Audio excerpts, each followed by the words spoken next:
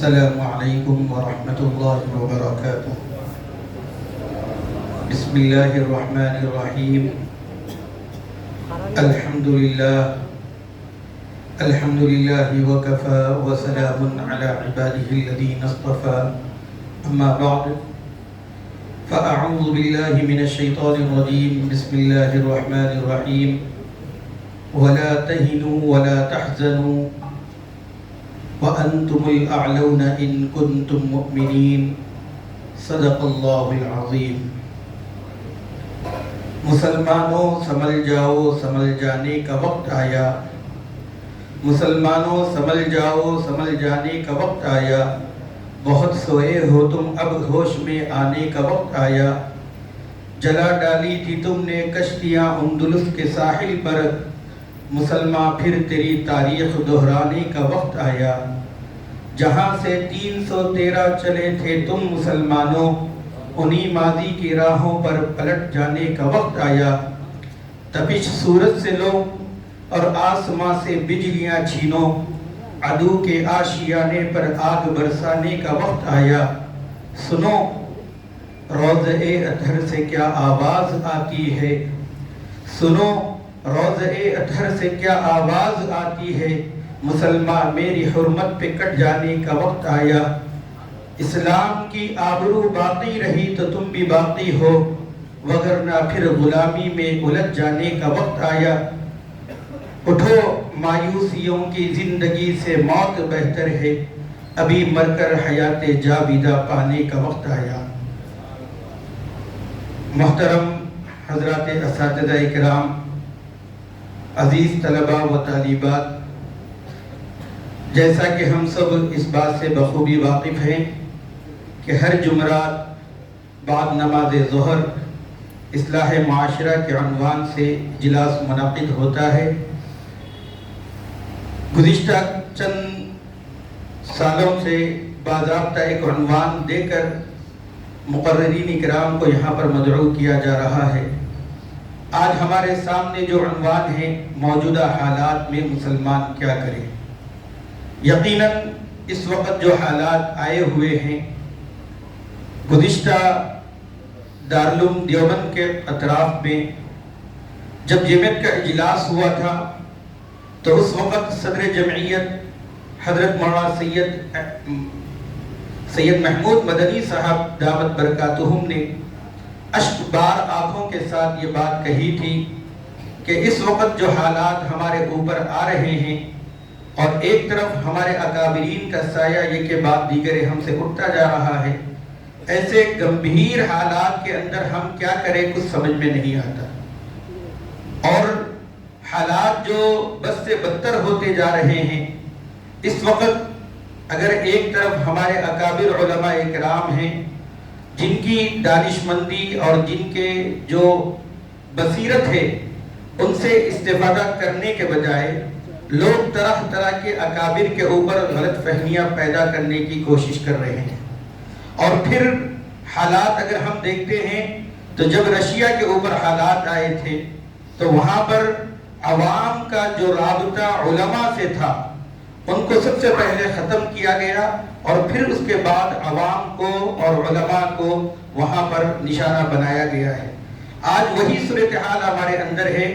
ہم میں سے جو اہل قلم ہیں وہ اکابر کے دور رس جو ان کی نگاہیں ہوتی ہیں ان کے اوپر نظر کیے بغیر ان پر تنقید کر دینا اور حالات کو سمجھے بغیر حالات کا مقابلہ کرنے کے لیے للکارنا وغیرہ وغیرہ، جو اس وقت سوشل میڈیا پر جتنے بھی نوجوان علماء ہیں یا اہل قلم ہیں وہ ان کی تحریروں سے لوگ سن رہے ہیں، ان کو پڑھ رہے ہیں اور پھر آپس میں ایک دوسرے سے تبصرہ کر رہے ہیں۔ قرآن مجید کی جو آیت میں نے پڑھی ہے اس میں اللہ رب العزت فرماتے ہیں وَلَا تَهِنُوا وَلَا تَحْزَنُوا وَأَنْتُمُ الْأَعْلَوْنَ إِن كُنتُم مُؤْمِنِينَ، جس کا خلاصہ یہی ہے کہ اگر ہمارے اندر ایمان کامل ہوگا، اعمال صالحہ ہوں گے تو ہم دنیا کے اندر سرخرو ہوں گے اور دنیا کے اندر ہمارا نام ہوگا۔ اسی وجہ سے علامہ اقبال نے کہا تھا کہ وہ معزز سے زمانے میں مسلمان ہو کر اور ہم خار ہوئے ہیں تاریخ قرآن ہو کر۔ آج اگر ہم رشتہ اسی طریقے سے جس طریقے سے ہمارے اکابر نے اسلام سے اور قرآن و حدیث سے جوڑے رکھا تھا، اگر ہم بھی اسی رشتے پر قائم رہیں گے تو ایسی صورت میں ہم کامیاب رہیں گے، اور خاص طور پر علماء کرام کی رہبری اور رہنمائی میں ہم اپنی زندگی کا سفر طے کریں گے تو انشاءاللہ گمراہ ہونے کے جو امکانات ہیں وہ ختم ہوں گے۔ جب تک یہ رشتہ مضبوط رہے گا، عوام علماء سے جڑے رہیں گے، انشاءاللہ علماء کی رہبری انہیں منزل مقصود تک پہنچائے گی، چاہے منزل مقصود ہمیں بہت کچھ دور نظر آ رہی ہوگی، لیکن ضرورت یہ ہے کہ ہم اکابر علماء کرام کی نگرانی میں ہم اپنی زندگی کو طے کریں۔ آج کے ہمارے جو مہمان مقرر ہیں وہ ہم سب جانتے ہیں کہ حضرت مولانا سید احمد ومیز ندوی صاحب دامت برکاتہم، جو نہ صرف زمانے کے حالات پر پوری نظر رکھتے ہیں بلکہ امت کی بروقت صحیح رہبری اور رہنمائی کرتے ہیں، چاہے وہ اس وقت کا جو حالیہ واقعہ ہوا ہو سنبل کے حالات، حضرت نے اس پر بھی تحریر فرمائی ہے، اور اس کے علاوہ جب بھی ملکی سطح پر یا عالمی سطح پر مسلمانوں کے اوپر کوئی شورش ہوتی ہے اور کسی طریقے سے الغار ہوتی ہے تو حضرت کا قلم اس کے اوپر پہلے آتا ہے، اور حضرت کے دل جو درد دل ہے ان کی تحریروں سے آیا ہوتا ہے۔ حضرت کو میں دعوت دینے سے پہلے اس جلسے کا آغاز تلاوت قرآن مجید سے کرنے کے لیے میں جامعہ ہدیٰ کے استاد حافظ محمد ابراہیم صاحب سے درخواست کرتا ہوں کہ وہ قرآن مجید سے اس جلسے کا آغاز فرمائیں۔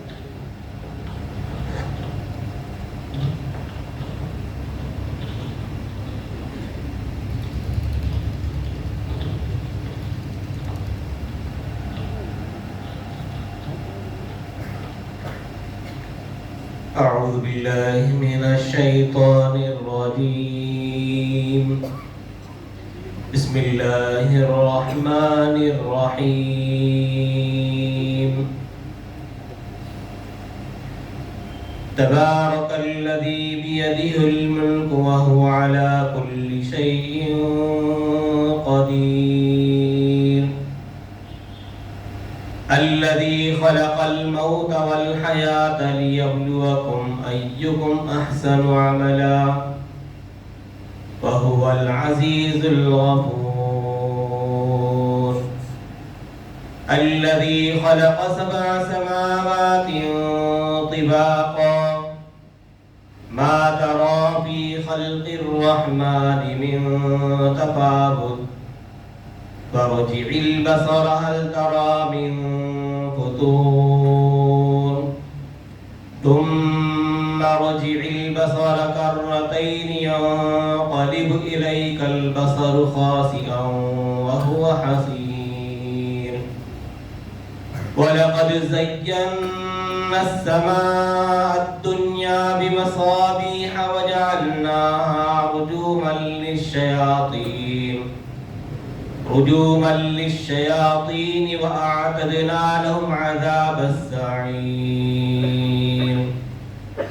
وللذين كفروا بربهم عذاب جهنم وبئس المصير إذا ألقوا فيها سمعوا لها شهيقا وهي تفور تكاد تميز من الغيظ كلما ألقي فيها فوج سألهم خزنتها ألم يأتكم نذير قالوا بلى قد جاءنا نذير فكذبنا وقلنا ما نزل الله من شيء إن أنتم إلا في ضلال كبير وقالوا لو كنا نسمع أو نعقل ما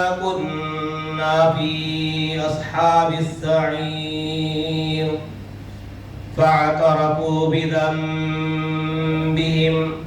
فسحقا لأصحاب السعير وللذين كفروا بربهم عذاب جهنم وبئس المصير إذا ألقوا فيها سمعوا لها شهيقا وهي تفور تكاد تميز من الغيظ كلما ألقي فيها فوج سألهم خزنتها ألم يأتكم نذير قالوا بلى قد جاءنا نذير فكذبنا وقلنا ما نزل الله من شيء إن أنتم إلا في ضلال كبير وقالوا لو كنا نسمع أو نعقل ما كنا في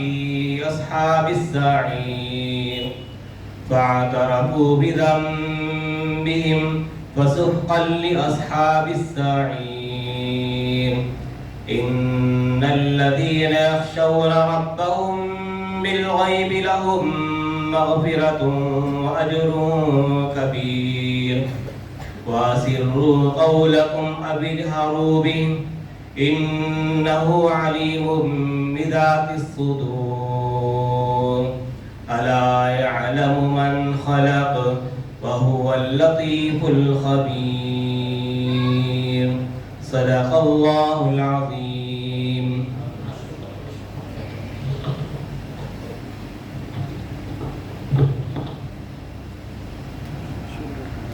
ماشاء اللہ. ابھی ہم قرآن مجید کی تلاوت سماعت کر رہے تھے. میں اس کے بعد انتہائی ادب و احترام کے ساتھ حضرت الاستاذ مولانا سید احمد ومیر ندوی صاحب دامت برکاتہم کو اس شعر کے ساتھ دعوت دیتا ہوں کہ زمانے کے حالات پر جن کی ہیں نگاہیں تیز، زمانے کے حالات پر جن کی ہیں نگاہیں تیز، ہو رہا ہے ان کی تحریروں سے ہر ایک مستفیض. حضرت پیر سے جن کو ہے حاصل نسبت خاص، حضرت پیر سے جن کو ہے حاصل نسبت خاص، جن کو کہتا ہے زمانہ دوستو سید احمد ومیر. میں حضرت الاستاذ سے درخواست کرتا ہوں کہ وہ ہم سب کو مستفیض کریں.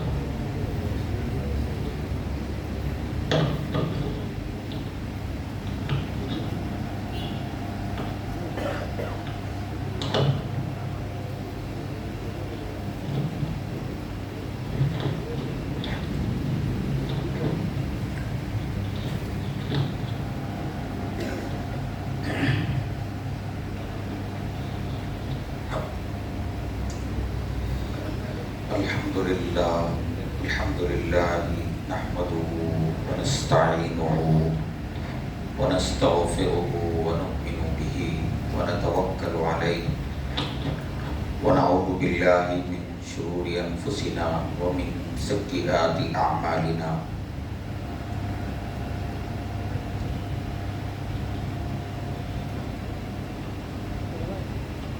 من يهده الله فلا مضل له ومن يضلل فلا هادي له ونشهد أن لا إله إلا الله وحده لا شريك له ونشهد أن سيدنا ونبينا ومولانا محمدا عبده ورسوله أرسله الله تعالى بالحق بشيرا ونذيرا وداعيا إلى الله بإذنه وسراجا منيرا. أما بعد فأعوذ بالله من الشيطان الرجيم. بسم الله الرحمن الرحيم.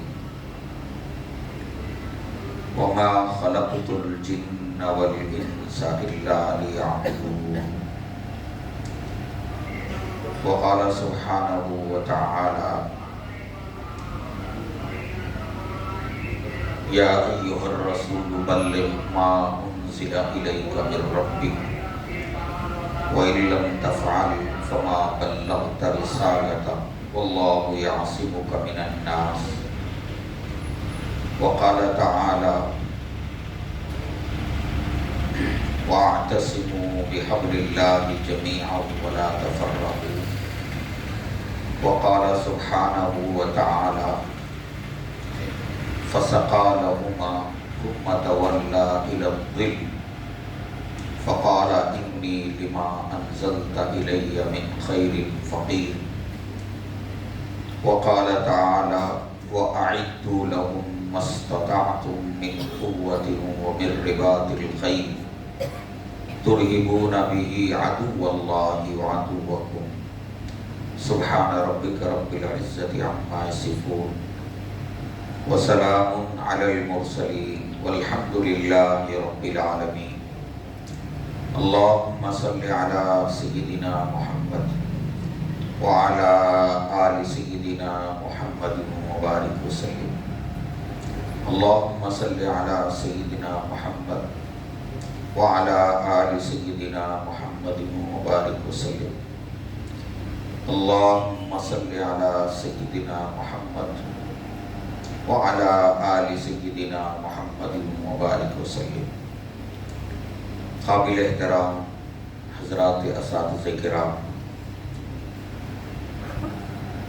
معزز علماء کرام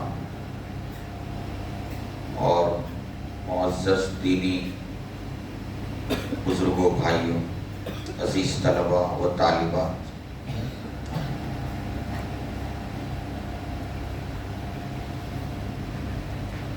جیسے کہ آپ حضرات کے سامنے تمہیدی گفتگو میں آج کے موضوع سے متعلق اشارہ کیا گیا کہ موجودہ حالات میں مسلمان کیا کریں۔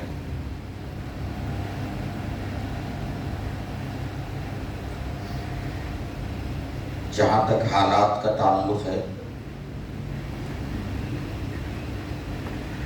حالات پہلے بھی آتے رہے اور آج بھی آ رہے ہیں اور آئندہ بھی حالات آتے رہے۔ وَتِلْكَ الْأَيَّامُ نُدَاوِلُهَا بَيْنَ النَّاسِ، اللہ تبارک و تعالیٰ کا نظام ہے۔ اللہ تعالیٰ حالات کو عدلتے بدلتے رہتے ہیں۔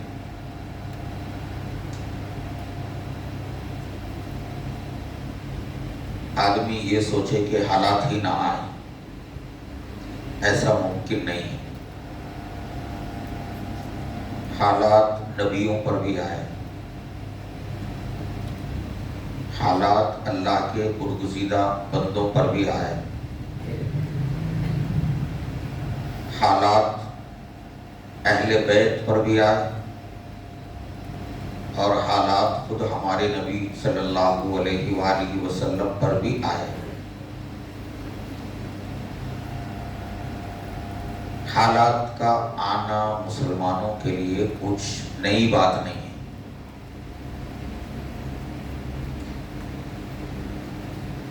اس لیے کہ جہاں ایمان ہوگا وہاں حالات آئیں گے۔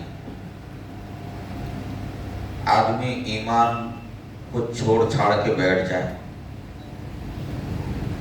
پھر حالات کچھ بھی نہیں آئیں گے۔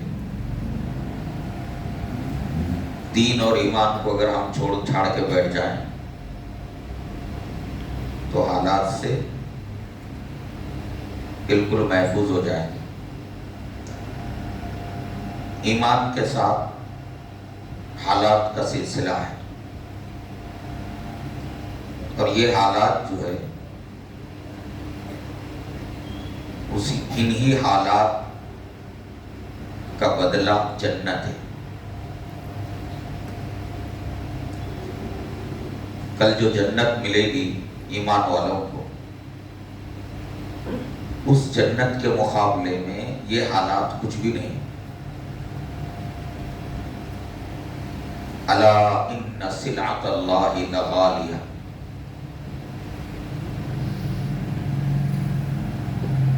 اور اللہ تبارک و تعالیٰ نے تو اعلان فرما دیا ہے، ان اللہ اشتری من المؤمنین انفسهم واموالهم بان لهم الجنہ۔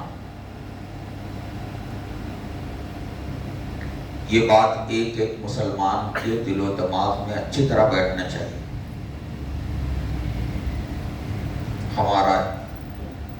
ہمارا مال اور ہماری جان اللہ نے دونوں کو خرید لیا ہے۔ اور اس کے بدلے میں بِأَنَّ لَهُمُ الْجَنَّةَ، یہ سودا ایمان والوں کے ساتھ ہوا ہے۔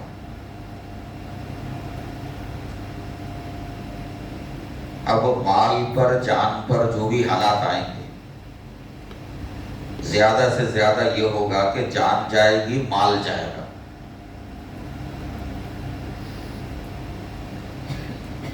اب اس جان اور اس مال کے بدلے میں ہمیشہ کی جنت، تو یہ سستا سودا ہے، بہت بہت سستا ہے۔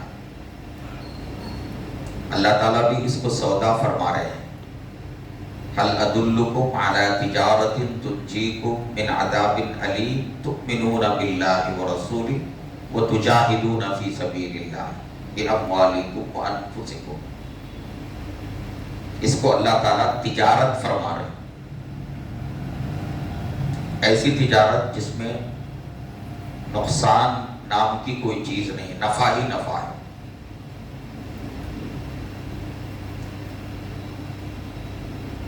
تو یہ معاملہ اللہ تعالیٰ نے جب طے کیا ہے تو پھر حالات پر پریشان نہیں ہونا چاہیے۔ پریشان جب ہوا جاتا ہے جب کوئی چیز ناگہانی جو نہیں ہونا تھا وہ ہو جائے تو آدمی پریشان ہو جاتا ہے۔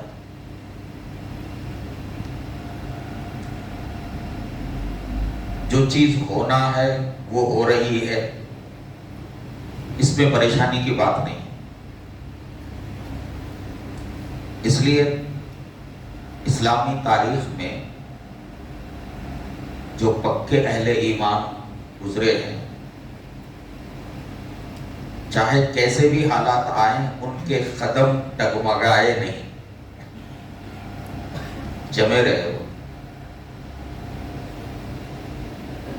اور اللہ تعالیٰ کی شان دیکھی ہے، اللہ تبارک و تعالیٰ نے حالات آنے کا یہ جو مضمون ہے، زور دے کر اللہ تعالیٰ ایک نہیں کئی بار ذکر کر رہے قرآن پاک میں، تم پر حالات آئیں گے۔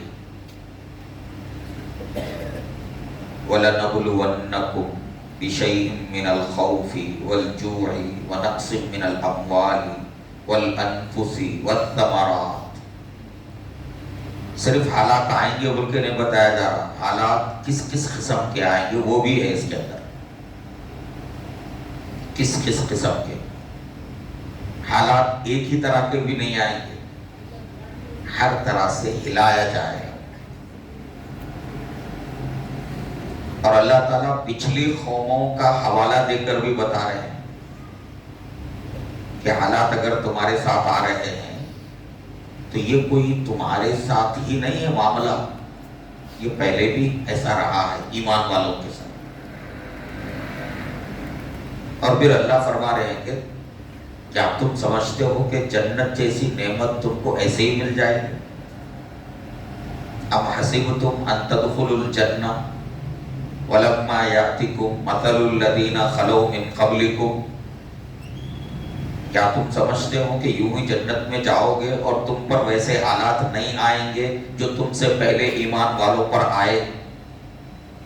مستہم البأساء والضراء وزلزلوا، ہلا دیے گئے۔ ابھی ہلا دیے جانے کا مرحلہ نہیں آیا امت موجودہ دور میں، وہ تو ہلا دیے گئے۔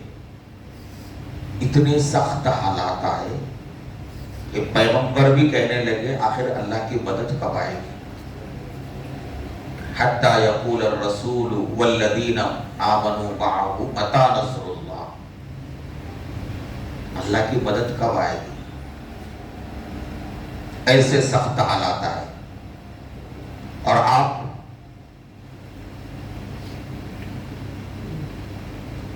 جانتے ہیں کہ نبی صلی اللہ علیہ وسلم کے زمانے میں جب مکہ مکرمہ میں ابتدائی دور میں حالات آئے ایمان لانے والوں پر، ان کو ستایا جانے لگا، اذیت دی جانے لگی، ذہنی طور پر ٹارچر کیا جانے لگا، ان کے لیے روزگار کا دروازہ بند کیا جانے لگا، ان کا معاشی بائیکاٹ کیا جانے لگا، ان کی لنچنگ ہونے لگی۔ یہ لنچنگ کوئی آج کی نہیں ہے، موب لنچنگ مکی زندگی سے موب لنچنگ کا سلسلہ ہے۔ واقعات، حضرت ابو ذر غفاری کی موب لنچنگ کی گئی، لوگوں نے بتایا کہ ارے لوگوں، یہ قبیلے غفار کا شخص ہے، ان کا قبیلہ مگر تمہارے لیے مال تجارت کی آمد و رفت بند کر دے گا تو تم پریشان ہو جاؤ گے۔ حضرت صدیق اکبر رضی اللہ عنہ کی لنچنگ ایک مرتبہ ایسی بری طرح سے کی گئی، ٹوٹ پڑے سب لوگ، بے ہوش ہو کر گر گئے، لوگ سمجھنے لگے کہ ان کا انتقال ہو گیا۔ تھوڑی دیر کے بعد ہوش آیا تو انہوں نے پوچھا کہ نبی صلی اللہ علیہ وسلم کا کیا حال ہے؟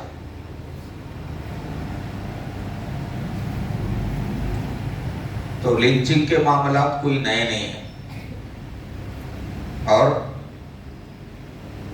عبادت گاہوں سے دشمنی، مساجد سے دشمنی، یہ بھی نہیں ہے۔ ابراہہ جو ہے مکے کو، کعبۃ اللہ کو اٹھانے کے لیے آ گیا، اہل شرک کے لیے، اہل کفر کے لیے خدائے واحد کی عبادت جہاں ادا کی جائے وہ جگہیں بہت ان کے لیے گراں گزرتی۔ شرک اور توحید یہ دونوں کبھی بھی جمع نہیں ہو سکتے۔ مسجد کیا ہے؟ ایک اللہ کی عبادت کی جگہ، اور جب مسجد سے لا الہ الا اللہ، اشہد ان لا الہ الا اللہ کی آواز بلند ہوتی ہے تو اہل شرک پر یوں سمجھیے کہ ان کے سینے پر سانپ لوٹنے لگتا ہے۔ اور یہ شب و روز میں 5 مرتبہ یہ آوازیں بلند ہوتی۔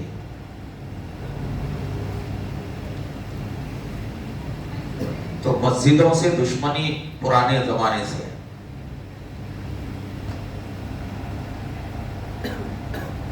لیکن ہمارے خدا نے اور ہمارے نبی نے ہمیں بتایا ہے کہ حالات آتے رہیں گے۔ احسب الناس ان یترکوا ان یقولوا آمنا وهم لا یفتنون، لوگ یہ سمجھتے ہیں کہ خالی ایمان کا دعویٰ کرنے پر انہیں چھوڑ دیا جائے گا اور ان پر حالات نہیں آئیں گے؟ نہیں، وَلَقَدْ فَتَنَّ الَّذِينَ مِن قَبْلِهِمْ فَلَيَعْلَمَنَّ اللَّهُ الَّذِينَ صَدَقُوا وَلَيَعْلَمَنَّ الْكَاذِبِينَ۔ حالات ان سے پہلے بھی جو ایمان والے گزرے ان کو بھی، ان پر بھی ہم حالات لا چکے۔ تو میرے بھائیوں بزرگوں،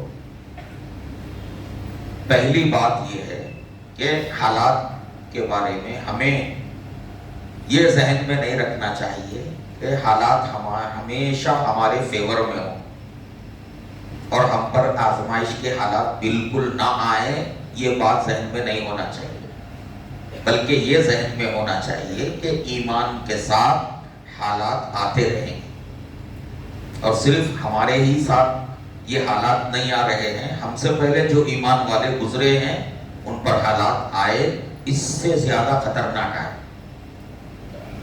اس سے بھی زیادہ خطرناک ہے۔ اگر آپ دنیا کے حال، ماضی قریب میں دنیا میں ابھی جو حالات پیش آئے، آپ اگر ان کا جائزہ لیں تو ہمارے ملک میں بڑی حد تک حالات ابھی غنیمت ہیں۔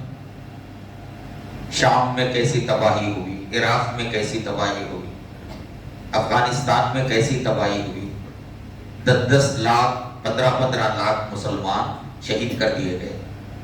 فلسطین کے اندر کیا حالات ہے؟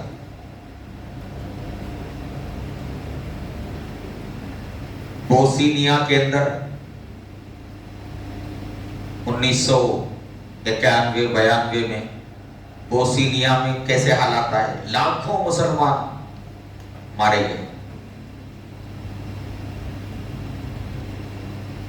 تو اس کو اگر دیکھا جائے تو ہمارے ملک میں جو بھی ہو رہا ہے وہ بسا غنیمت ہے، اس میں ہم کو نا امید اور مایوس نہیں ہونا چاہیے.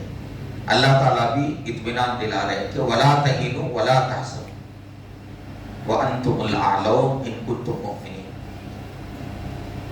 نبی صلی اللہ علیہ وسلم کے زمانے میں جب حالات آ رہے تھے تو ایک مرتبہ کچھ صحابہ آپ صلی اللہ علیہ وسلم کی خدمت میں آئے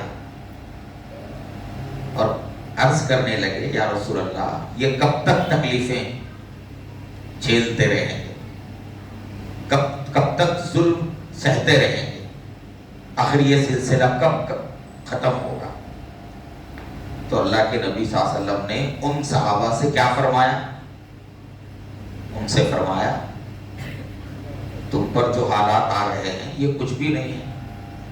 تم سے پہلی جو قومیں گزری ہیں آروں کے ذریعے، لوہے کے آروں سے ان کے جسم کو کھرچا جاتا تھا، کاٹا جاتا تھا، آرے چلائے جاتے تھے. لوہے کی کنگھی سے جو ہے ان کے جسم کو جو ہے زخمی کیا جاتا تھا، مگر اس کے باوجود وہ لوگ ایمان سے نہیں ہٹے. اور پھر فرمایا تم جلدی کر رہے ہو، مجھے یقین ہے کہ میرا یہ دین ہر کچے پکے مکان میں پہنچ کر رہے گا، ہر کچے پکے مکان میں پہنچ کر رہے گا. اب ہندوستان میں جس قسم کے حالات ہیں اور اہل شرک اور اہل کفر جو کچھ کر رہے ہیں، تو یہ ان حالات میں اور شدت آ سکتی ہے. آنے والے دنوں میں اور شدت آئے گی اور ظالم اور زیادہ ظلم کرے گی. جب ان کا ظلم حد سے بڑھ جائے گا تو پھر اللہ تعالیٰ ان کے حق میں فیصلہ کرے گی. اور ظلم کا یہ جو سلسلہ ہے اس دوران مسلمانوں میں جو کمزور مسلمان ہیں وہ چھٹ جائیں گے، وہ اہل شرک کی صفوں میں شامل ہو جائیں گے، اور ثابت قدم رہنے والے تھوڑے جو مسلمان ہوں گے اللہ تبارک و تعالیٰ ان کی مدد فرمائیں گے. یہ ضرور ہو کر رہے گا. اب یہ جو حالات جو آتے ہیں تو حالات کا آنا کوئی حیرت انگیز نہیں ہے، کوئی نئی بات نہیں ہے، مگر حیرت انگیز یہ ہے کہ حالات آنے پر ہم مسلمانوں کا رویہ کیا ہے. یہ توجہ طلب چیز ہے. ایک بہت بڑا طبقہ مسلمانوں کا حالات کے دوران یوں کہہ سکتے ہیں کہ بھائی 80% مسلمان، ان کا رویہ حالات کے ساتھ کیا ہوتا ہے؟ ان کو کوئی سروکار ہی نہیں کیا حالات آ رہے ہیں، کہاں مسجد ڈھائی جا رہی ہے، کہاں ظلم ہو رہا ہے، کہاں تباہی مچ رہی ہے، ان کو کوئی سروکار نہیں. وہ اپنی روزمرہ کی زندگی میں لگے ہوئے، کھانے پینے کی جو زندگی ہے، کمانا کھانا، کمانا کھانا، ان کو کوئی فرق ہی نہیں پڑتا. ایسے مسلمانوں کی تعداد زیادہ ہے. اس کے بعد ایک اور طبقہ ہے، اس کا حال کیا ہے؟ جب حالات آتے ہیں تو وہ تبصرے کرتا ہے آپس میں. تبصرے کیا کرتا ہے؟ صرف حالات کی سنگینی کا مذاکرہ. حالات ایسے ہیں، حالات ایسے ہیں. یہ بھی ایک بڑا طبقہ ہے. ارے بھائی دیکھو مسلمانوں کے حالات کیسے ہیں، وہاں یہ ہو رہا ہے، یہاں وہ ہو رہا ہے. تو یہ خالی تبصرہ، اس کے علاوہ اور کچھ نہیں. ایک طبقہ وہ ہے جو حالات کی سنگینی کو سمجھتا ہے اور ان حالات میں ہمیں کچھ کرنا چاہیے یہ بھی سمجھتا ہے، مگر کیا کرنا ہے اس کے سامنے کوئی لائے عمل نہیں، کیا کرنا ہے اس کے سامنے کوئی لائے عمل نہیں۔ بہت تھوڑے مسلمان ایسے ہیں، بہت تھوڑے مسلمان ایسے ہیں کہ حالات کی سنگینی کو سمجھتے ہیں اور ان حالات میں ہمیں کچھ کرنا چاہیے وہ بھی اس کی ضرورت کو محسوس کرتے ہیں، اور ضرورت محسوس کر کے کچھ کرنے کے لیے قدم بڑھانے والے، اپنے کو بدلنے کی فکر کرنے والے ایسے مسلمان ہیں 100 میں 5% شاید۔ وہ یہ سمجھتے ہیں کہ بھئی حالات جو آ رہے ہیں ان حالات کے لیے ہم کو بدلنا ضروری ہے، اور بدلنے کے لیے کیا کرنا چاہیے، اپنے طور پر جو باتیں انہیں سمجھ میں آ رہی ہیں تو اس طرف وہ ماشاءاللہ گامزن بھی اپنی زندگی کی اصلاح کی فکر کرتے ہیں، اپنے احوال کو وہ جانتے ہیں کہ احوال کی تبدیلی اعمال کی تبدیلی پر موقوف ہے۔ جب تک اعمال نہیں بدلیں گے تب تک احوال نہیں بدلیں گے، وہ اس کو سمجھتے ہیں اچھی طرح سے، اور اپنے طور پر جو کچھ انفرادی زندگی میں کرنا ہے وہ کرتے ہیں، اور اجتماعی طور پر کرنے کے لیے ان کے پاس کوئی لائے عمل نہیں۔ میرے بزرگوں بھائیوں، یہ سب علماء کرام ہیں ماشاءاللہ، مجھ سے بہتر وہ جانتے ہیں اور امت کو سمجھاتے بھی رہتے ہیں۔ میں نے خطبے کے اندر 5 آیتیں پڑھی۔ موجودہ حالات میں یہ 5 آیتیں کیا ہیں، موجودہ حالات میں مسلمان کیا کریں اس کا جواب ہے۔ موجودہ حالات میں مسلمان 5 کام کرنا ہے۔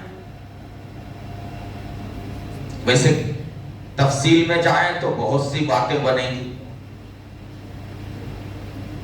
بہت ساری چیزیں سامنے آئیں گی، لیکن تلخیص اگر کی جائے تو موجودہ حالات میں 5 کاموں پر ہمیں توجہ دینا ہے۔ ان میں سب سے پہلا کام عبادت۔ وَمَا خَلَقْتُ الْجِنَّ وَالْإِنسَ إِلَّا لِيَعْبُدُونِ۔ میں نے جنات و انسان کو محض اپنی بندگی کے لیے پیدا کیا ہے۔ اللہ کی رحمت کو اگر کھینچنا ہے تو ظاہر ہے کہ اللہ کے بندے بننا پڑے گا۔ بندے نہیں بنیں گے بلکہ سرکشی کریں گے تو اللہ کی رحمت نہیں آتی۔ عبادت کے 2 مفہوم ہیں۔ عبادت کا ایک مخصوص محدود مفہوم یہ ہے کہ عبادات مقصودہ جو ہیں، نماز، روزہ، زکوٰۃ، حج، قربانی، صدقہ، یہ عبادات مقصودہ، عام طور پر عام لوگ اسی کو عبادت سمجھتے ہیں، لیکن عبادت کا دوسرا مفہوم انتہائی وسیع ہے، بہت جامع ہے۔ عبادت کے معنی اللہ کی بندگی۔ اللہ کی بندگی کا مطلب یہ ہے کہ 24 گھنٹے کی ہماری زندگی اللہ کے بتائے ہوئے طریقے کے مطابق چلے۔ زندگی کا کوئی کام ہمارا ایسا نہ ہو جو خدا و رسول کے طریقے سے ہٹا ہوا۔ اس کو کہتے ہیں بندگی۔ ہم میں کا ہر بندہ اللہ کا بندہ ہے، اور بندے کے معنی جیسے ہمارے حضرت شاہ جمال الرحمن صاحب فرماتے ہیں کہ بندے کا مطلب بندہ ہوا، اللہ کے احکام میں بندہ ہوا ہے۔ اب اللہ کے احکام میں جب ہم بندے ہوئے ہیں تو ایسے آدمی کی طرح زندگی گزارنا جو بندہ ہوا نہیں ہے، بالکل آزاد ہے، یہ غلط بات ہے۔ ہم اللہ کے احکام میں بندے ہوئے ہیں، شادی بیاہ کرنا چاہ رہے ہیں، بندھا ہوا ہے ہمارا ہاتھ، کہاں تک جا سکتے آپ؟ فضول خرچی نہیں کرنا،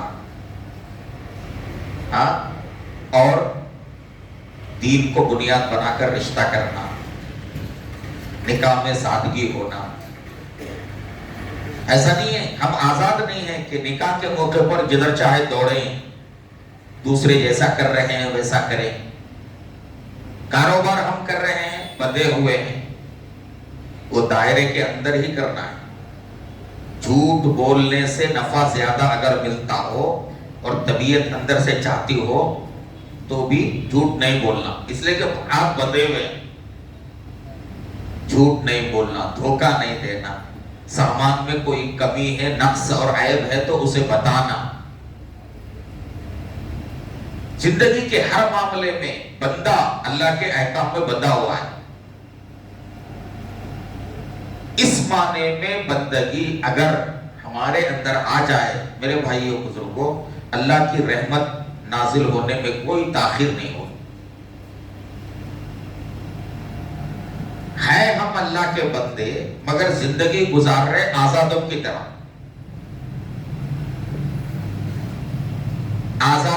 آزاد کی طرح زندگی گزر رہی ہے، ہر معاملے میں آزادی۔ اور جب توجہ دلائی جاتی ہے کہ بھئی تم دیکھو شادی بیاہ ایسا نہیں، ایسا کرنا ہے، تم غلط کر رہے ہو، بیوی بچوں کو ایسے رکھنا ہے، تم غلط کر رہے ہو۔ جو عورت مسلمان نہیں ہے وہ آزاد ہے، بغیر برقعے کے، بغیر پردے کے جہاں چاہے جا سکتی ہے، میک اپ کر سکتی ہے، اپنے حسن کا اظہار کر سکتی ہے، جس سے چاہے بات کر سکتی ہے، تعلق پیدا کر سکتی ہے۔ مسلمان خاتون اللہ کی بندی، وہ بندی ہوئی ہے، باہر نکلنا ہے ضرورت پر نکلنا، بلا ضرورت نہیں نکلنا، اور ضرورت پر نکلنا پڑے تو برقعے کے ساتھ، پردے کے ساتھ نکلنا، احکام میں بندھے ہوئے۔ تو اللہ تعالیٰ نے قرآن میں یہ جو فرمایا وَمَا خَلَقْتُ الْجِنَّ وَالْإِنسَ إِلَّا لِيَعْبُدُونَ، اس کا مطلب کیا ہے؟ اس کا یہ معنی نہیں ہے کہ بھئی مسجد میں بس 24 گھنٹے نماز پڑھتے رہو، جو بندگی کا عام مفہوم سمجھا جاتا ہے۔ اور إِلَّا لِيَعْبُدُونَ کا مطلب یہی ہے کہ بھئی زندگی کا ہر کام اللہ کے حکم کے مطابق، نبی کے طریقے کے مطابق ہونے لگے، یہ بندگی ہے۔ نماز تو 5 وقت پڑھنا ہے، لیکن اللہ فرما رہے ہیں کہ میں نے تم کو اپنی بندگی ہی کے لیے پیدا کیا، اس کے علاوہ کچھ نہیں کرنا ہے۔ تو مطلب کیا ہوا؟ یعنی ہمارے سارے کام خدا کے حکم اور نبی کے طریقے کے سانچے میں ڈل جائے۔ شادی بیاہ نبی کے طریقے کے مطابق، کاروبار نبی کے طریقے کے مطابق، لین دین نبی کے طریقے کے مطابق، تقریبات نبی کے طریقے کے مطابق۔ غم کا موقع آ جائے، انتقال ہو جائے تو غم کیسے کرنا ہے، غم کے لمحات کیسے گزارنا ہے، وہ بھی نبی کے طریقے کے مطابق۔ پیدا اگر کوئی ہو تو تب کیا کرنا ہے، نبی کے طریقے کے مطابق۔ کوئی مرے تو اس کے ساتھ کیا کرنا ہے، نبی کے طریقے کے مطابق۔ یہ ہے بندگی۔ اور اس معنی میں بندے ہم بنیں گے، اللہ کی رحمت آنا شروع ہو جائے۔ اور میرے بھائیوں بزرگوں یاد رکھو، جتنی دینی تنظیمیں کام کر رہی ہیں، دعوت و تبلیغ اور دوسری، جتنے مدارس کام کر رہے ہیں، جتنی خانقاہیں کام کر رہی ہیں دین کے نام پر، جتنی جو ہے نا سرگرمیاں چل رہی ہیں، ان سب کا مقصد بندہ بنانا ہے، مسلمان کو اللہ کا بندہ بنانا۔ عبداللہ کہتے ہیں نا بھی،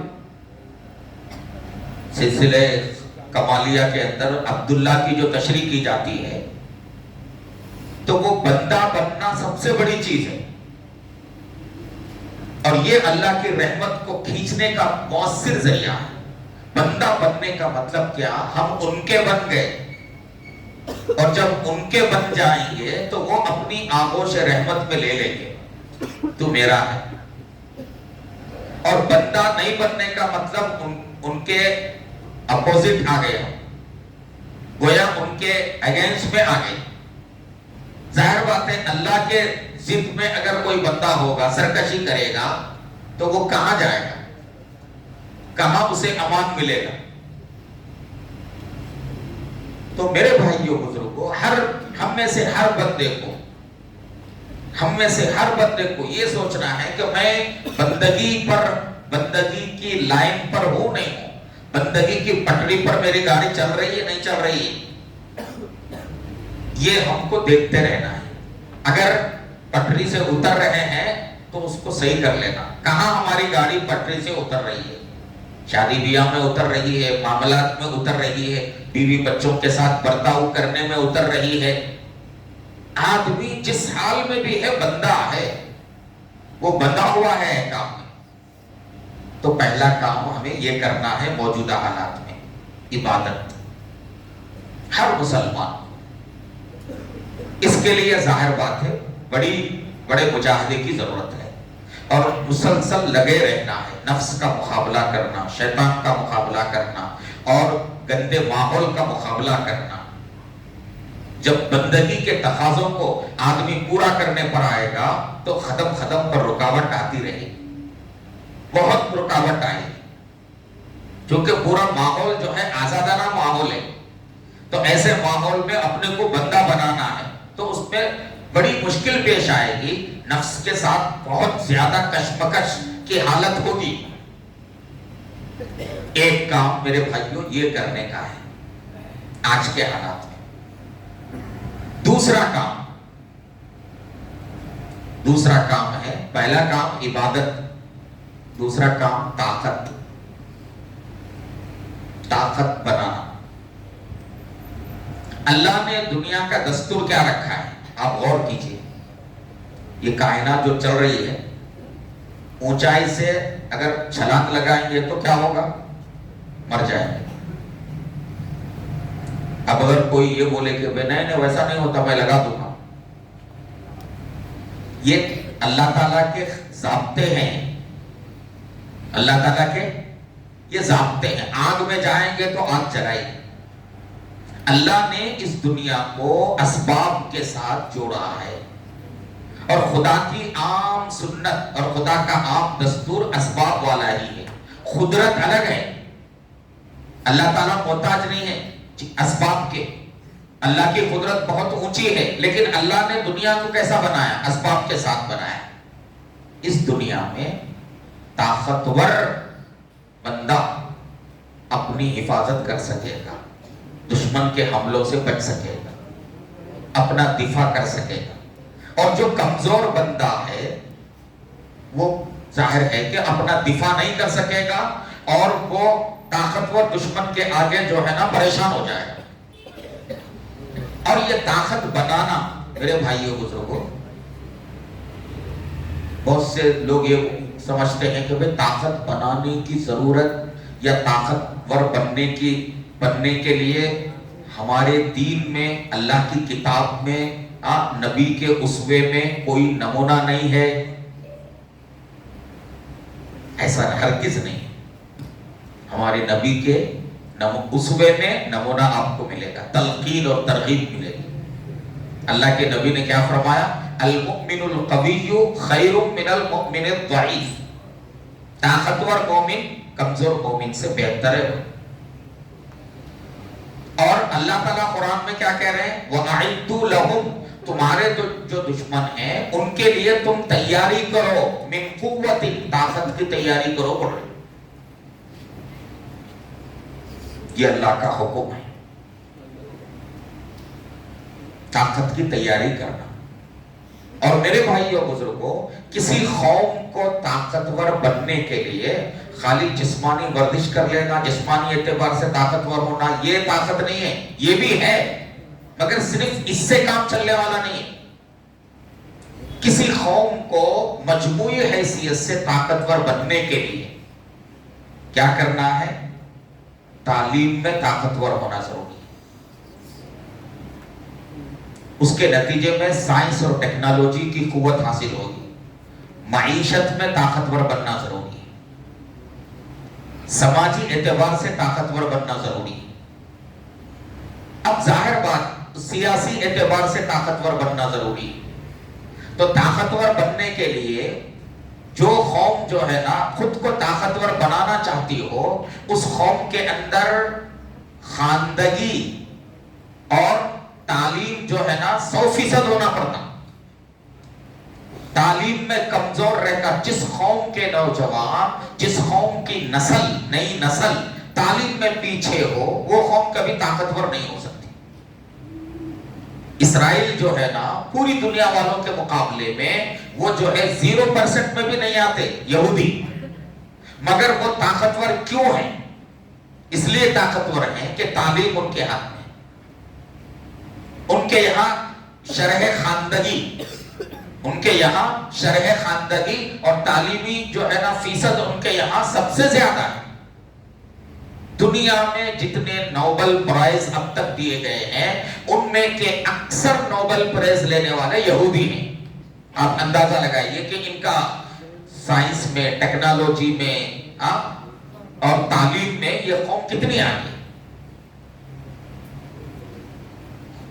کسی یہودی سے کسی نے دریافت کیا کہ تم لوگ بہت تھوڑے ہو، تم لوگ بہت تھوڑے ہو، لیکن تم جو ہے نا دنیا میں کیوں چھائے ہوئے ہو؟ تو وہ یہودی کہنے لگا کہ ہم 2 چیزوں کا اہتمام کرتے ہیں، ایک تعلیم اور دوسری تجارت.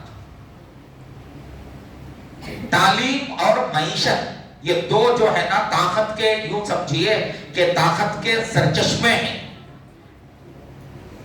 کوئی قوم جو ہے تعلیم میں پیچھے رہ کر طاقتور نہیں بن سکتی. تعلیم میں پسماندگی ہوگی تو اس کا اثر معاشی زندگی پر پڑے گا. تعلیم میں پسماندہ رہ کر کوئی قوم معیشت میں مضبوط نہیں ہو سکتی.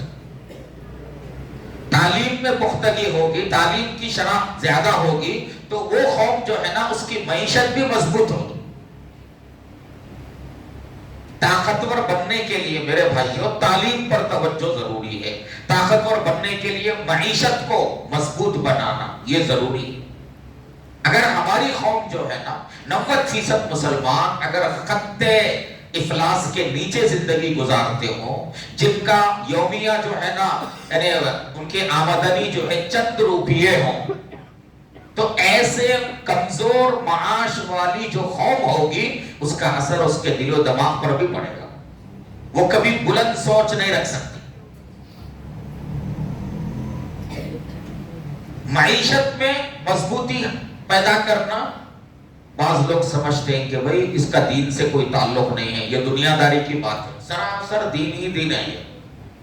فَإِذَا قُضِيَتِ الصَّلَاةُ فَانتَشِرُوا فِي الْأَرْضِ وَابْتَغُوا مِنْ فَضْلِ اللَّهِ. اللہ حکم دے رہے جمعے کی نماز ہوتے ہی پڑھے مت رہو، نکل جاؤ، اللہ کے فضل کو تلاش کرو، تجارت کرو. ہمارے نبی نے تجارت فرمائی. صدیق اکبر خلیفہ اول وہ تاجر تھے، کپڑوں کی تجارت کرتے تھے. بڑے بڑے ائمہ، امام ابو حنیفہ، فلاں امام، ان کی تاریخ آپ دیکھیے. کوئی جو ہے نا کپڑوں کی تجارت کر رہا ہے، کوئی جو ہے دوسری چمڑے کی تجارت کر رہا ہے، کوئی کسی کی تجارت کر رہا ہے. علماء کرتے تھے. خیر علماء تو چھوڑیے، اس دور کے جو علماء تھے ان کا ذریعہ معاش الگ ہوتا تھا تجارت کی شکل میں، اور وہ جو دینی خدمات انجام دیتے تھے وہ اپنا الگ سے. تجارت ضروری ہے. مکے سے ہجرت کر کے مدینہ آنے والے بے کس، مجبور، لاچار، سب کچھ مکے میں چھوڑ کر آنے والے مہاجرین، انصار نے جب ان سے کہا کہ بھائی میں میرے گھر کا اتنا سامان میں تمہیں دوں گا، انہوں نے کہا کہ نہیں، تم اپنا سامان رکھو، مجھے بازار کا راستہ بتا دو، بازار کا راستہ بتا دو. عبد الرحمن ابن عوف رضی اللہ عنہ، حضرت عثمان غنی رضی اللہ عنہ ملک شام سے مدینے میں قحط پڑا تو ملک شام سے تجارتی غلے کا، اونٹوں کا قافلہ نکلا ملک شام سے، جس کو حضرت عثمان غنی نے بھیجا. تو ملک شام سے نکل کر جو ہے مدینے میں، ایک اونٹ وہاں ہے، دوسری اونٹ مدینے میں، اتنا لمبا قافلہ غلے سے لدا ہوا. ظاہر بات ہے اللہ کے نبی نے کیا فرمایا؟ کاد الفقر یکون کفرا، فقر فاقہ آدمی کو کفر تک بھی پہنچا سکتا ہے.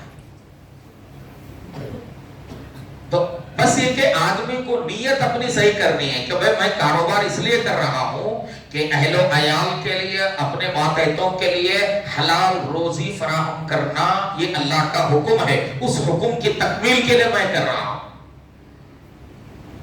تعلیم میں مضبوطی ضروری ہے، معیشت میں مضبوطی ضروری ہے، سیاست کے اعتبار، سیاسی اعتبار سے مضبوطی ضروری ہے. یہ سارے شعبوں میں طاقت آئے گی.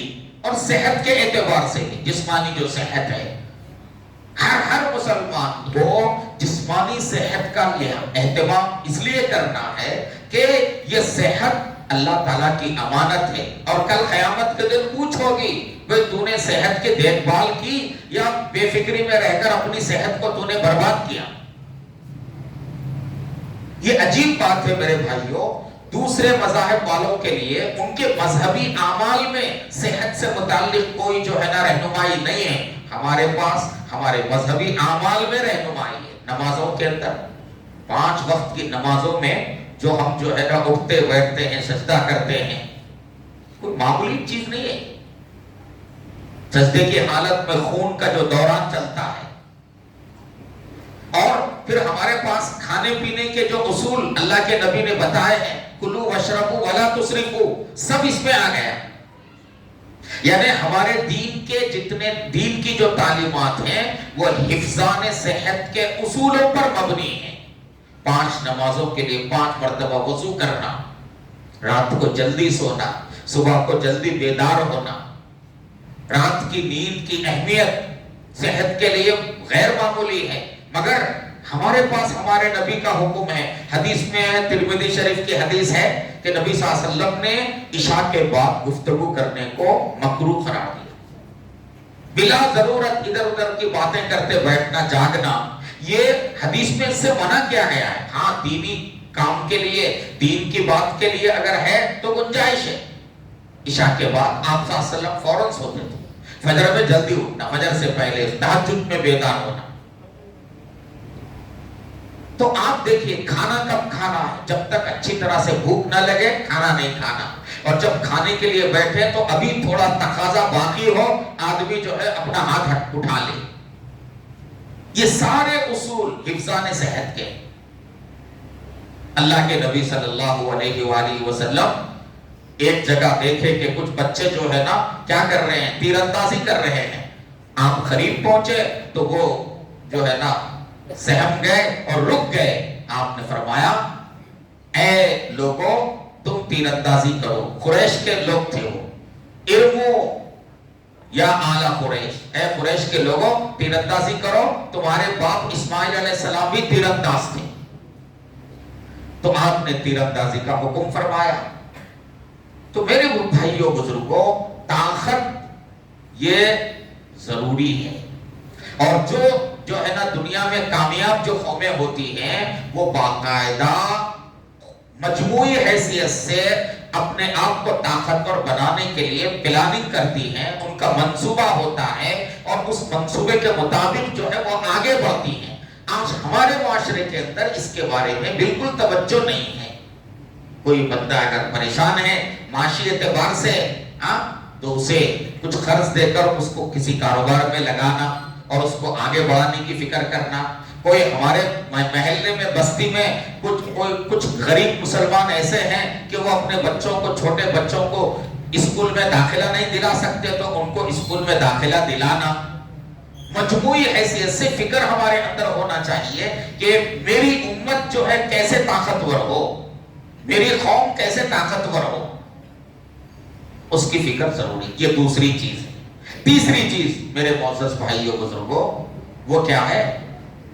خدمت ہے. حضرت موسیٰ علیہ السلام جب جو ہے نا ان کے خلاف گرفتاری کا وارنٹ فرعون نے جاری کر دیا تو موسیٰ علیہ السلام مصر سے نکل کر مدین آئے تو وہاں کنویں پر جو ہے نا لوگ اپنے جانوروں کو پانی پلا رہے تھے اور 2 بچیاں اپنے جانوروں کو روکے رکھی تھی. پوچھنے پر انہوں نے بتایا کہ ہمارے والد بوڑھے ہیں اس لیے وہ نہیں آ سکتے. تو حضرت موسیٰ علیہ السلام نے آگے بڑھ کر کنویں سے پانی سینچ کر ان کے جانوروں کو پلایا. اللہ نے اس واقعے کو قرآن میں ذکر فرمایا. کیوں ذکر فرمایا؟ اس میں یہ بتایا جا رہا ہے کہ انبیاء کی زندگی خدمت خلق سے جو ہے نا معمور ہوا کرتی تھی. انبیاء کرام اپنے اپنے زمانے میں نبوت ملنے سے پہلے بھی وہ خدمت خلق کا اہتمام کرتے تھے اور نبوت ملنے کے بعد بھی. ہمارے نبی صلی اللہ علیہ وسلم کا تعارف 40 سال سے پہلے یا نبوت سے پہلے آپ کا تعارف خدمت خلق کے عنوان سے تھا. آپ لوگوں میں مشہور تھی کہ یہ بندہ جو ہے نا یہ لوگوں کے کام آتا ہے. حضرت خدیجہ نے وہی فرمایا نا جب آپ پریشان ہو کر آئے غار حرا سے تو حضرت خدیجہ نے کیا فرمایا؟ آپ کے اندر خدمت خلق کی صفات ہیں. انک لتصل الرحم، آپ صلہ رحمی کرتے ہیں. وتحمل الکل، لوگوں کا بوجھ اٹھاتے ہیں. وتکسب المعدوم، نادار کو کما کے دیتے ہیں آپ. وتقری الضیف، مہمان کو کھلاتے ہیں. اور وتعین علی نوائب الحق، مظلوموں کی مدد آپ کرتے ہیں. تو یہ کام آپ کرتے ہیں تو اللہ آپ کو ضائع نہیں کرے گا. میرے بھائیو یاد رکھو، ہندوستان کے اندر اس ملک کا سب سے بڑا مسئلہ کیا ہے؟ فرقہ پرستی. اس ملک کا سب سے خطرناک مسئلہ کیا ہے؟ بڑھتی ہوئی فرقہ پرستی. اور اس فرقہ پرستی کے ناسور کو ختم کرنے کے لیے مسلمانوں کے لیے خدمت خلق سے بہتر کوئی فارمولا نہیں. اگر فرقہ پرستی کے اس جن کو دوبارہ بوتل میں لوٹانا ہے اور اس ناسور کو جڑ پیڑ سے ختم کرنا ہے فرقہ پرستی کے، پورے ملک کے مسلمان غیروں کے ساتھ خدمت خلق شروع کر دیں. پورے ملک کے مسلمان غیر مسلموں کو اپنے سے قریب کرنا اور دکھ درد میں ان کا ساتھ دینا، ہر معاملے میں ان کی مدد کرنا. وہ بیمار ہو جائیں تو ان کی عیادت کرنے کے لیے جانا، وہ جو ہے وہ کسی حادثے کا شکار ہو جائیں تو مدد کے لیے فوری پہنچ جانا، ان کے گھر میں موتا ہو جائے تو پرسہ دینے کے لیے جانا، اپنی تقریبات میں ان کو بلانا، ان کو مدعو کرنا. الغرض خدمت خلق کی جو شکلیں ہو سکتی ہیں، پورے ملک کے مسلمان ایک مہم کے تحت اگر خدمت خلق کے فارمولے کو اپنائیں گے، فرقہ پرستی ختم ہو جائے گی. کیونکہ جب مسلمان یہ کرنے لگیں گے تو عام غیر مسلم کہے گا کہ بھئی مسلمان ہمارا ہمدرد ہے، ہر وقت وہ ہمارا ساتھ دیتے ہیں، وہ ان کے ساتھ ہم ظلم اور برداشت نہیں کریں گے. خود غیر مسلم فرقہ پرستوں کے خلاف ڈٹ کے کھڑے ہو جائیں گے. جب ہم اپنی افادیت ثابت کریں گے کہ ہم اس ملک کے لیے جو ہے نعمت ہیں، ہم اس ملک کے لیے جو ہے غنیمت ہیں، ہمارے وجود سے ملک کو فائدہ پہنچتا ہے، ملک کے جو ہے بسنے والوں کو فائدہ پہنچتا ہے. جب یہ بات ہوگی تو لا محالہ فرقہ پرستی ختم ہو. خدمت خلق بہت بڑی چیز. علماء کرام بھی یہ کام کریں، عام مسلمان بھی کریں. اور یہ عجیب بات ہے کہ ہمارے ملک میں ہر مسلمان کسی نہ کسی غیر مسلم سے رابطہ رکھتا ہے، کاروبار میں، ملازمت میں، اپنے پڑوس ہونے کے اعتبار سے. یعنی آبادی ایسی ہے کہ غیر مسلموں سے رابطہ رکھنا کوئی مشکل کام نہیں. تو اپنے سرکل میں اگر ہم باقاعدہ نشانہ بنا کر یہ کام کریں کہ کیسے غیر مسلموں کو قریب کیا جائے اور کس طرح سے جو ہے ان کی مدد کی جائے، تو میرے بھائیوں یاد رکھیے ملک کا نقشہ بدلے گا، برابر بدلے گا. یہ تیسرا کام ہے. اور چوتھا کام کیا ہے؟ چوتھا کام ہے دعوت. اس ملک کے اندر ہم مسلمانوں کے جو مسائل ہیں، ان مسائل کی بنیادی وجہ جو ہے اس ملک کے عام غیر مسلموں کو اسلام نہ پہنچانا اور اسلام کا تعارف نہ کروانا. یہ ہمارے اس ملک کے جتنے مسائل ہیں ان کی جڑ ہے. یہ ملک جب آزاد ہوا، آزادی کے وقت سے لے کر اب تک دین کی بہت ساری خدمات ہوئی، دینی خدمات کا سلسلہ رہا ہے، مگر ساری دینی خدمات کا دائرہ مسلمانوں کے اندر ہے. اور اس وقت ہمارے بڑوں نے مسلمانوں کی اصلاح کے لیے تبلیغ کا کام شروع کیا، ہاں مسلمانوں کے ایمان کو بچانے کے لیے مکاتب قائم کیے، مدارس قائم کیے، وہ ایسا انہوں نے اس لیے کیا۔ اس وقت جو ہے نا غیروں میں دعوت کی طرف ہمارے بڑوں کی نظر نہیں گئی، اس لیے نہیں گئی کہ خود مسلمانوں کا دین پر رہنا مشکل ہو گیا تھا، خود مسلمان مرتد ہو رہے تھے۔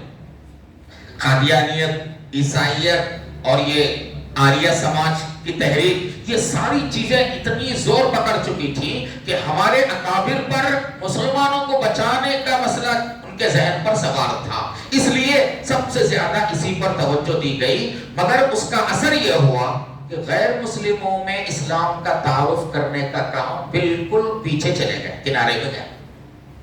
اگر اس وقت ہی سے یہ کام اگر ہوتا، تھوڑا تھوڑا جیسے آپ تبلیغ کا کام پھیل چکا ہے، روز اول سے اگر ایک جماعت غیروں میں کام کرنے والی اگر ہوتی، اسلام کے تعارف کروانے پر شروع سے اگر توجہ دی جاتی، تو آج بہت صورتحال بدلی ہوتی تھی، بہت فرق پڑتا تھا۔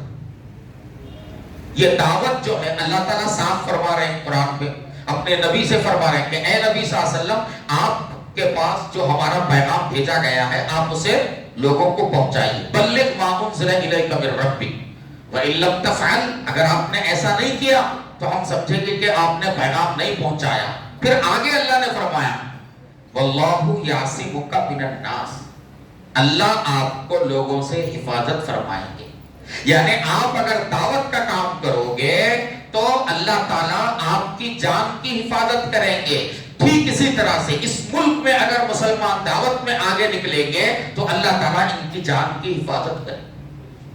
یہ جو فسادات ہو رہے ہیں، یہ جو لنچنگ ہو رہی ہے، یہ جو ظلم ہو رہا ہے، اگر ان کو پتا چلے کہ بھئی دین کیا ہے، اسلام کیا ہے، اور اسلام کے بارے میں جو غلط پروپیگنڈے کیے گئے ہیں اس کا ازالہ کیا جائے گا، حقیقی اسلام ان کے سامنے رکھا جائے گا، اسلام کی جو انسانیت نواز تعلیمات ہیں وہ ان کے سامنے رکھی جائیں گی، اور پھر وہ لوگ جو ہے نا اسلام قبول کریں گے، تو پھر ظاہر ہے کہ وہ دشمنی عداوت ختم ہو جائے گی، اور اس طرح سے اس ملک کے اندر مسلمانوں کا تحفظ ہوگا۔ یہ اللہ کا نظام ہے کہ لوگ مسلمان اگر دعوت کو لے کر اٹھیں گے اللہ تعالیٰ حفاظت کریں گے اسے۔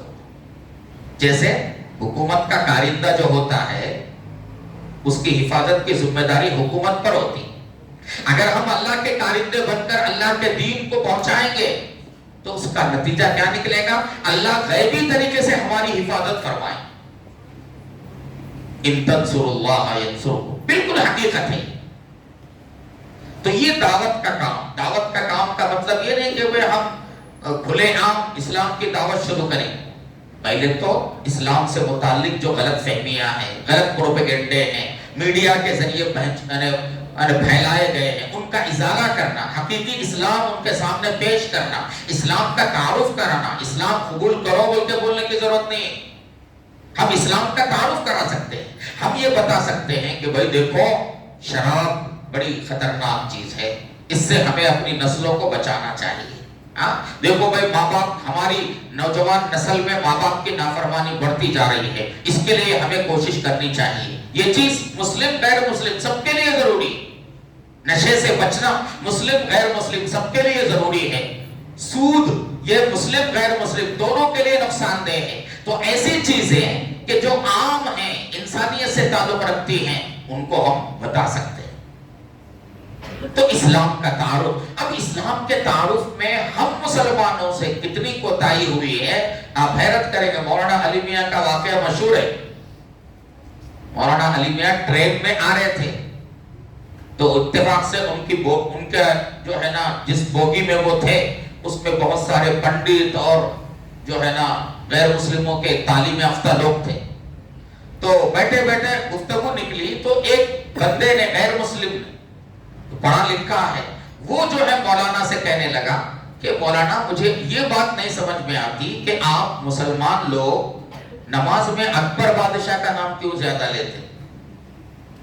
ہم ان کو یہ تک نہیں بتا سکے کہ اللہ اکبر کے معنی کیا ہے۔ وہ یہ سمجھ رہے ہیں کہ اللہ اکبر کا مطلب اکبر کا نام لیا جا رہا ہے نماز میں، اللہ بڑا ہے، یہ ہم نہیں بتا سکتے۔ اتنی غلط فہمیاں ہیں۔ آپ حیرت کریں گے، مولانا بلال عبدالحی حسنی صاحب وہ بیان کرتے ہیں کہ لکھنؤ کے اندر ایک نئی آبادی میں کچھ مسلمانوں نے مسجد تعمیر کرنا چاہی، تو اتفاق سے غیر مسلم انجینئر مل گیا، اسی کو دے دیے کہ تم بنا دو۔ اب وہ غیر مسلم انجینئر اول سے آخر تک پورا کنسٹرکشن اسی نے کیا، مسجد بن گئی، اور مسجد کا افتتاح جب ہونے لگا، اس کا اجلاس جلسہ رکھا گیا، اس میں جو ہے وہ انجینئر صاحب جو شروع سے آخر تک اس کی تعمیر انہوں نے فرمائی، تو ان کو اظہار خیال کرنے کا موقع دیا گیا۔ تو انہوں نے اپنی تقریر میں کیا کہا، کہنے لگے کہ بھائی آج میری ایک بہت بڑی غلط فہمی دور ہوئی ہے، بہت بڑی غلط فہمی۔ اور پھر اس نے بتایا، میں اب تک یہ سمجھتا تھا کہ جہاں کہیں مسجد تعمیر ہوتی ہے، پہلے مسجد کی بنیاد کھود کر اس میں ایک گائے ذبح کر کے اس کا خون ڈالا جاتا ہے، اس کے بغیر کوئی مسجد تعمیر ہی نہیں ہوتی۔ میں یہ سمجھتا تھا، اب تک یہ مسجد میں نے خود بنایا، تو پتا چلا کہ یہ بات نہیں ہے۔ اب اس کے ذہن میں یہ بات بیٹھی ہوئی ہے کہ جہاں بھی مسجد تعمیر ہوتی ہے پہلے گائے ذبح کر کے اس کا خون بنیاد میں ڈالا جاتا ہے۔ اس طرح کی ایک نہیں کئی ایسی غلط فہمیاں مسلمانوں کے بارے میں، مسجدوں کے بارے میں، مسجد میں پتہ نہیں کیا ہوتا ہے، بہت سے غیر مسلم سمجھتے ہیں، مدرسوں میں پتہ نہیں کیا ہو رہا ہے۔ تو یہ غلط فہمیوں کو دور کرنا، اسلام کو سمجھانا۔ مولانا شعیب اللہ خان صاحب بنگلور کے، انہوں نے جو ہے اپنا واقعہ لکھا ہے کہ بنگلور کے اندر ایک محلے میں جو ہے ایک غیر مسلم جو ہے ایک جگہ جو ہے اس نے مکان کرائے سے لیا، وہاں رہنے لگا۔ اتفاق سے قریب مسجد تھی، آواز آتی تھی، جب بھی اذان ہوتی تھی اس کو پریشانی ہو جاتی تھی، یہ کیا ہے وہ بار بار 5 مرتبہ، وہ بہت زیادہ پریشان ہوتا تھا۔ تو اللہ تبارک و تعالیٰ نے اس کے دل میں بات یہ ڈالی کہ وہ بس آواز پر وہ پریشان ہو رہا ہے، اللہ نے اس کے دل میں بات یہ ڈالی کہ بھئی یہ 5 مرتبہ پابندی کے ساتھ بغیر جو ہے نا کمی بیشی کے اور تاخیر کے یہ 5 مرتبہ یہ پکارا جاتا ہے، یہ پکار آخر ہے کیا، اس کا کیا مطلب ہے، یہ جاننا چاہیے۔ اس کے دل میں خیال آیا، تو بازو اس کا پڑوسی مسلمان تھا، اس کے پاس اس نے گیا، بھئی یہ جو مسجد سے جو آواز آتی ہے نا اس کا کیا مطلب ہے تم بتاؤ۔ مسلمان وہ کیسا تھا، کہنے لگا کہ مجھے بھی نہیں معلوم، مجھے بھی اس کے معنی نہیں معلوم، البتہ ایک اور ایک میرا بندہ ہے اور ایک مسلمان ہے، چلو میں اس کے پاس تم کو لے جاؤں گا، وہ بتائے گا۔ چنانچہ اس کو لے کر یہ مسلمان اور ایک اس کے دوست کے پاس گیا، تو اس نے بھی معذرت کر دی، مجھے بھی معنی نہیں معلوم ہے، مگر اس نے یہ کہا ہمارے امام صاحب کے پاس جائیں گے، وہ جو ہے معنی بتائیں گے۔ امام صاحب کے پاس گئے تینوں، اور انہوں نے اذان کا پورا مفہوم سمجھایا۔ یہ سننا تھا کہ وہ بندہ اسی مجلس میں ایمان قبول کر لیا۔ ہم اب اس قوم کو، ہندوستان میں رہنے والی جو غیر مسلم قوم ہے، اس کو ہم اذان کا مطلب نہیں سمجھا سکے، اللہ اکبر کا مطلب نہیں سمجھا سکے، دین کی موٹی موٹی چیزوں کے بارے میں ہم ان کو نہیں بتا سکے۔ اور ادھر غیر مسلم کیا کر رہے ہیں، فرقہ پرست، وہ برابر اسلام کے خلاف غلط پروپیگنڈا کرتے چلے جا رہے ہیں، اور اس کے اثرات جو ہے نا مرتب ہوتے چلے جا رہے ہیں۔ تو میرے معزز علماء کرام، وقت بہت زیادہ ہو رہا ہے، یہ چوتھی چیز ہے دعوت، 5ویں اور آخری چیز ہے وحدت، آپس کا اتحاد۔ وَاعْتَصِمُوا بِحَبْلِ اللَّهِ جَمِيعًا، اتحاد ہوگا تو ہم اپنی طاقت، اتحاد سے طاقت تشکیل پاتی ہے، اتحاد ہوگا، ہمارے اوٹ متحد طور پر پڑیں گے تو ظاہر بات ہے کہ اوٹ کا وزن ہوگا، مسلمان جس کو ڈالیں گے وہ آئے گا۔ اگر الیکشن کے موقع پر ہم منتشر رہیں گے تو لا محالہ جو قوم منتشر ہوتی ہے، جس کی صفوں میں انتشار ہوتا ہے، وہ بالکل بے وزن ہوتی ہے، اس کا کوئی پرسان حال نہیں ہوتا ہے۔ آج ہندوستان کے مسلمانوں کی پستی کا ایک اہم سبب جو ہے ان کا انتشار ہے، جگہ جگہ انتشار، جگہ جگہ انتشار ہے۔ ہم مسلکوں میں، الگ الگ خانوں میں بڑھ گئے، یہ سارے مسالک اپنی جگہ رہیں گے، لیکن ہم ملی معاملات میں، اجتماعی مسائل میں اتحاد کا ہم مظاہرہ کر سکتے ہیں لیکن نہیں کر پاتے۔ تو یہ اتحاد اور وحدت جو ہے نا انتہائی ضروری ہے۔ اس پر جو ہے توجہ دینا ہے. ہمارا دین، ہماری دین کی تمام تعلیمات، اللہ نے یہ نہیں کہا کہ ہر آدمی اپنے اپنے گھر میں جو ہے 24 گھنٹے میں 5 نمازیں پڑھ لے اپنے اپنے گھر میں. یوں نہیں کہا گیا. مسجد میں آنا ہوگا، جماعت کا وقت مقرر کرنا ہوگا. اللہ تعالیٰ کہہ دیتے کہ بھائی سال بھر میں ہر آدمی اپنے اپنے حساب سے 30 دن 30 روزے مکمل کر لے. نہیں، رمضان کا مہینہ آئے گا، سب ایک ساتھ روزہ رکھیں گے، ایک ساتھ روزہ چھوڑیں گے. پھر یہ کہ 5 نمازوں میں محلے میں جمع ہونا، اور پھر ہفتے میں ایک دن جمعہ کے اندر سارے لوگ ایک جگہ جمع ہونا، عید کے اندر پورے شہر کے لوگ ایک جمع ہونا، سال میں ایک مرتبہ مقامات مقدسہ میں حج کی جگہ ساری دنیا کے مسلمان جمع ہو ایک جگہ. یہ اتحاد ہے. مگر ہم اتنے ہی کمزور ہوتے جا رہے ہیں. اس پر جو ہے ہمیں توجہ دینے کی ضرورت ہے. الغرض یہ 5 چیزیں ہیں. ان باتوں پر اگر ہم جو ہے عمل کریں گے اور اس سلسلے میں خود بھی کوشش کریں، دوسروں کی ذہن سازی بھی ہم کریں گے، تو اللہ کی ذات سے امید ہے کہ حالات کا جو شکوہ ہے، حالات بدل سکتے ہیں، حالات بدل سکتے ہیں. مگر یہ 5 جو تدبیریں ہیں ان کو ہمیں مکمل طور پر اپنانے کی ضرورت ہے. اللہ تعالیٰ کہنے سننے سے زیادہ عمل کی توفیق عطا فرمائے. الحمدللہ رب العالمین. اللہم صلی علی سیدنا محمد وعلی آل سیدنا محمد مبارک وسلم. ربنا آتنا فی الدنیا حسنۃ وفی الآخرۃ حسنۃ وقنا عذاب النار. واعف عنا واغفر لنا وارحمنا انت مولانا فانصرنا على القوم الكافرين. وصلی وسلم وبارک علی حبیبک سیدنا محمد وآلہ وصحبہ اجمعین. والحمد للہ رب العالمین.